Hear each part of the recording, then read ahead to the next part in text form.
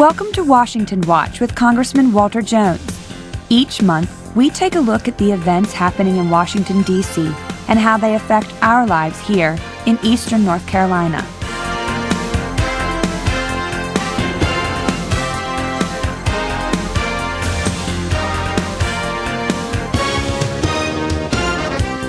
And now, here's your Congressman, Walter Jones. Welcome to the July edition of Washington Watch. Today's guest is a man that I have had great respect for since the first day I met him. He is the former U.S. House Majority Leader, Dick Armey, from the great state of Texas. Just a little brief background on the leader. A native of North Dakota, holds a Ph.D. in economics and taught at the college level before his election to the United States Congress in 1984. He is also one of the main writers of the Contract with America, what I think changed the direction of this nation, maybe for a short period of time, but changed the direction of this nation that really got the people energized behind the Republican Party to say that yes, we can, yes, we can. Mr. Leader, welcome to Washington Watch. I appreciate you being on this show. Well, thank you, Walter. It's a pleasure for me to be here. And if I can take a moment to pay my respects to your father. When I first came to Congress, your father was a very high-ranking member, committee chairman and I had a piece of legislation on a committee of his jurisdiction. Now, I was a low-ranking minority guy, not on his committee, and your father took the time to be helpful and encouraging to me. And I always reflect back on Walter Jones as a model of the kind of decorum of collegiality that represents what Congress should be like. And if I might say, with respect to your own presence in Congress, you too have always had that sense of genteel cordiality that has been respectful of the institution and respectful of other members. So I guess your daddy could take pride in the fact that the acorn didn't fall far from the tree. Well, Mr. Leader, on behalf of my family, thank you for remembering my father in such a very positive way. And you have always been the kind of man, too, even as a leader of, at that time, the majority party in the House, that I don't think there was any Democrat would say that Dick Armey was not respectful, was not trying to be willing to listen to even to the minority at that time. But things have changed. We've missed you, by the way. I want to make that clear. But you are now with a group called Freedom Works. You know that I, along with many of those in Congress, primarily the Republican Party, voted against the bailout of Wall Street. You have been a strong advocate for less government and less taxes.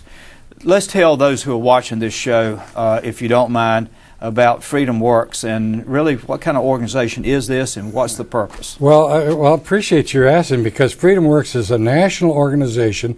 It's a grassroots organization that deals primarily with economic issues and is about small government, individual liberty. We have an enormous presence in North Carolina, and quite frankly, we believe in freedom, and that's why we have the name. But we saw the TARP as probably an unconstitutional, unauthorized delegation by Congress to the executive branch of authorities and responsibilities, and I think your vote was exactly the correct vote.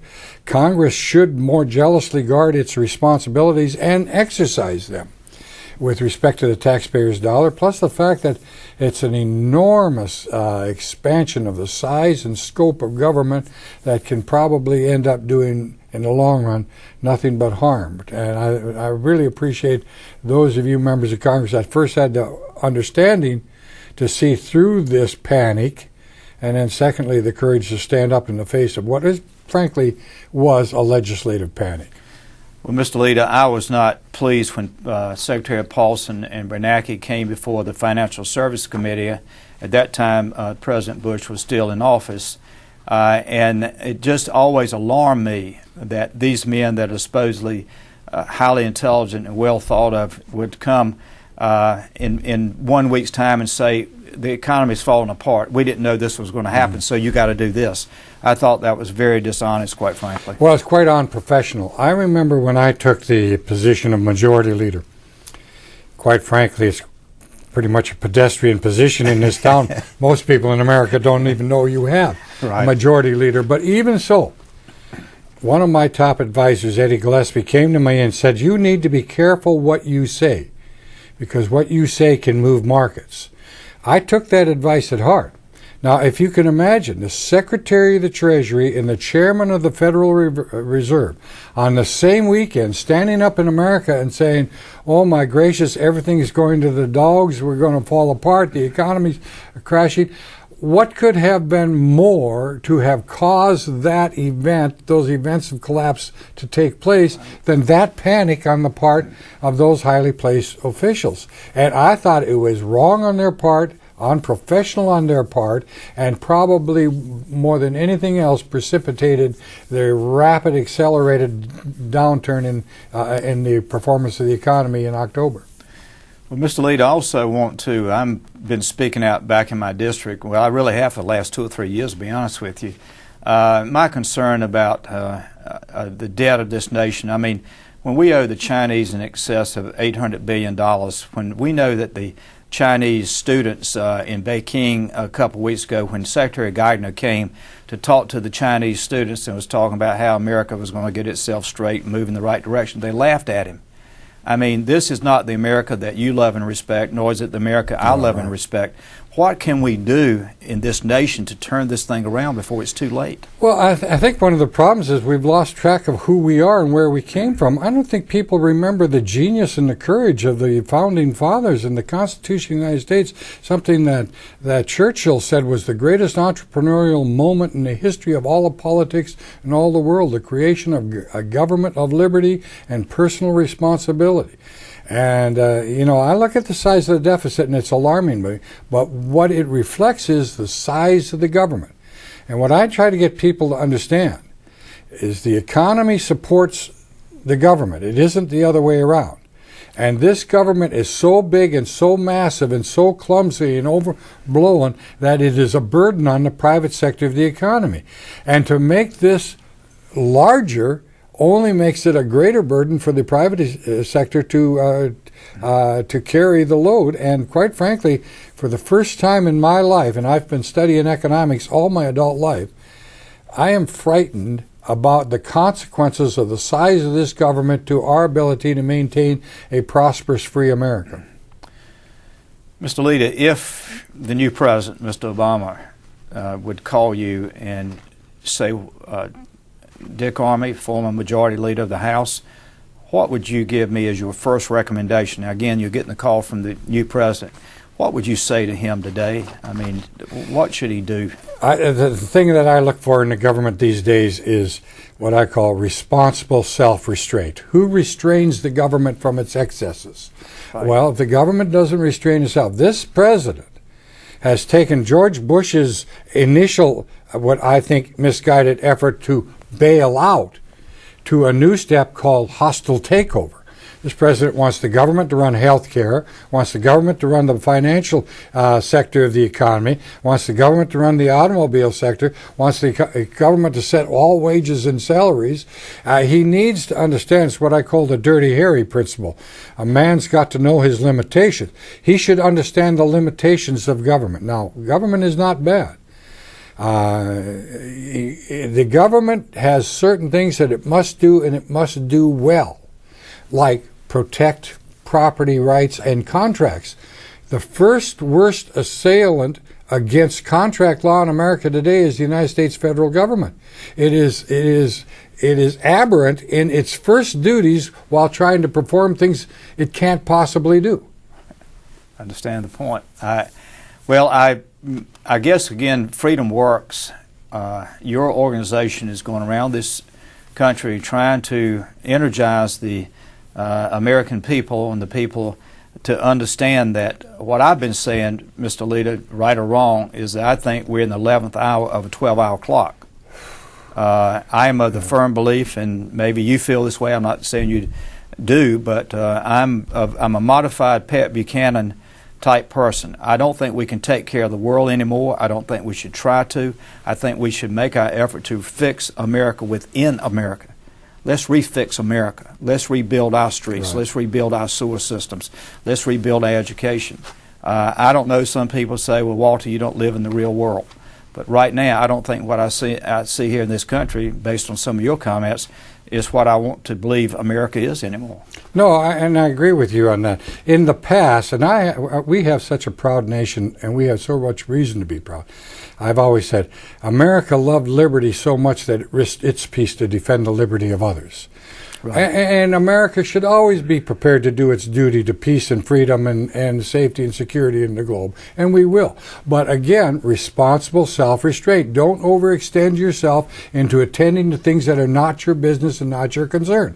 And we have a terrible neglect of serious things like our infrastructure in America, not done properly, while we have been trying to do things that we ought not to do. The fact of the matter is, if you take Medicare, for example, the government has already burdened itself to the extent that it cannot fulfill its existing obligations to all number of people in health care, and that instead of fixing what is wrong with their inability to fulfill these obligations, they're now trying to bring others in there.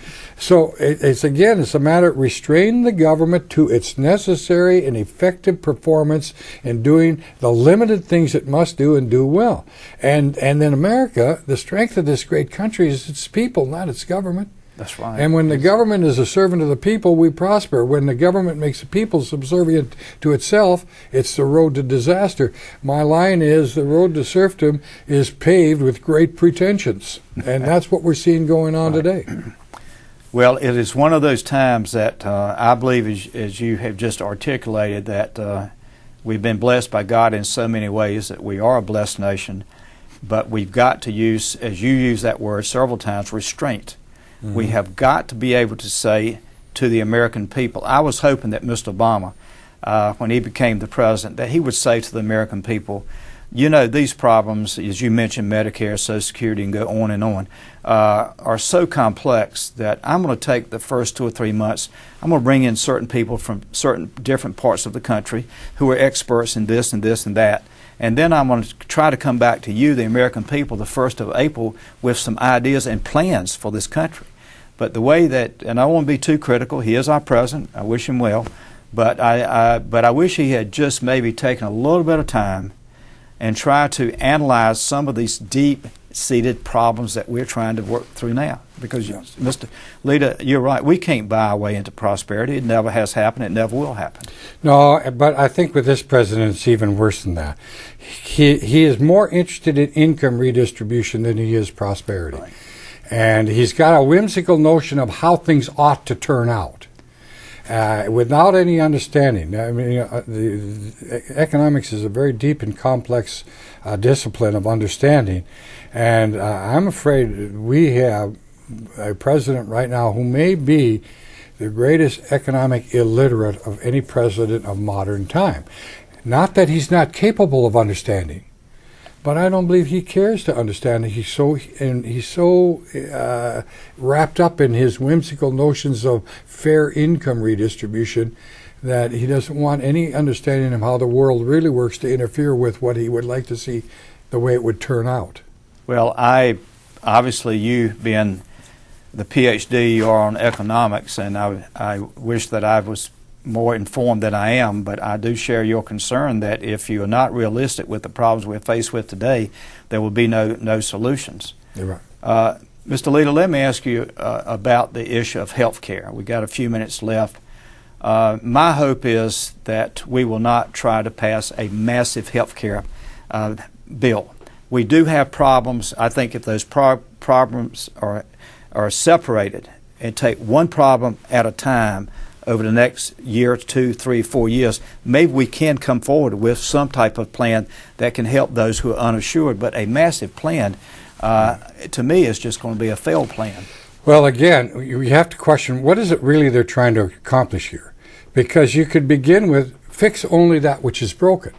Take care of only those people who need that. If I'm doing fine, I'm taking care of myself and my family's health care needs, leave me alone.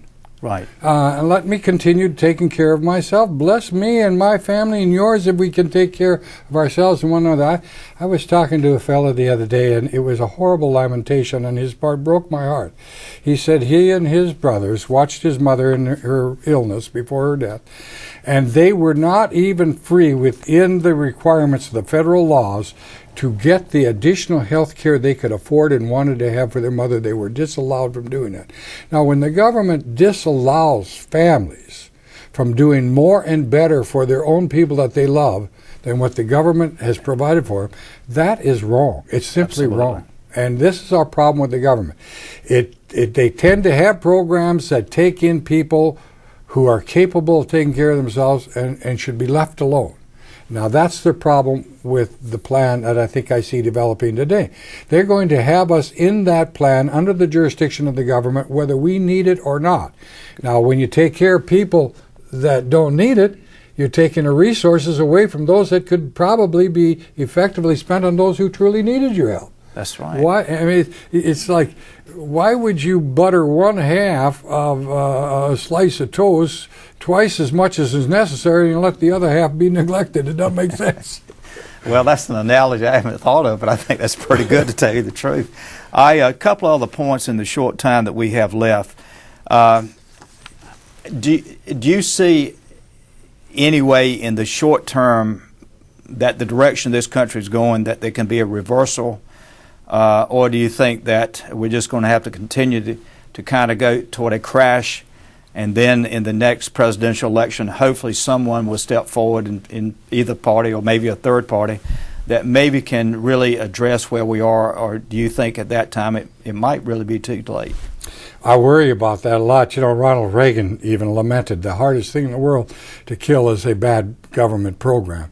And I've never understood it. But the fact of the matter is we keep adding new programs, new regulations, new administrations, and there seems to be a point of view in America that you should never undo some government program no matter how badly it's failing. I think we're coming to a point in the United States where we're going to come to a real crisis. Are we going to return to the kind of free market, free, liberty-loving, individual liberty-loving nation that made us strong and dependent upon our own efforts? Or are we going to become a welfare state like they are in Europe? And I can tell you something. You can't have European-style government programs without European-style taxation. So if we're going to go that way, if we're willing to have mediocre performance of our economy, stagnation, and a lack of innovation, creativity, just so we can have a, sort of a stable quasi prosperity or quasi adequateness, that's fine. But I don't think this nation will ever be content to let it go at that. Well, I believe you're right. I know a lot of people in Texas and North Dakota and eastern North Carolina that believe sincerely that, as you said earlier, there is a place for government, but it's not a place for government to run our lives. Mm-hmm. It's a place for government to be part of our solutions, but not the solution. So I think there are many, many people in this country that, with the right direction, would rally and be very supportive. That's why we got about a minute left. I just wanted to tell the people that might be watching the show, we got a pretty good audience, how they can go on the website for Freedom Works, how they could contact to find out more about Freedom Works. If you go on the website, Google up Freedom Works, we have an organization very strong, very active in North Carolina. And if you love liberty and you want to work, and I'm talking about this, if you want to work alongside others against bad legislation, in favor and support of people that are doing their duty for freedom and liberty in America, and in opposition to misguided efforts, please come join us. It's a labor of love, and we'd love to have your company. Mr. Lita, again, I want to thank you first for your comments about my father. I want to thank you for being a mentor with me many times when you were majority leader, that I would come to your office about freedom of speech in our churches and synagogues, which we were not able to get that done, but you tried. I tried, and I want to thank you for taking the time to be on my show today. I want to thank you for being a national leader that you are. In just about a few seconds, Glenn Downs, my chief of staff, will come on the show. We'll talk about a couple of telephone calls and letters that we have received this week. Again, I want to say thank you to Majority Leader Dick Armey and thank him for his leadership to this country. And we'll be back with you in just about, I guess, about 10 seconds. So stay with us, and we'll see you in just a moment. Thank you.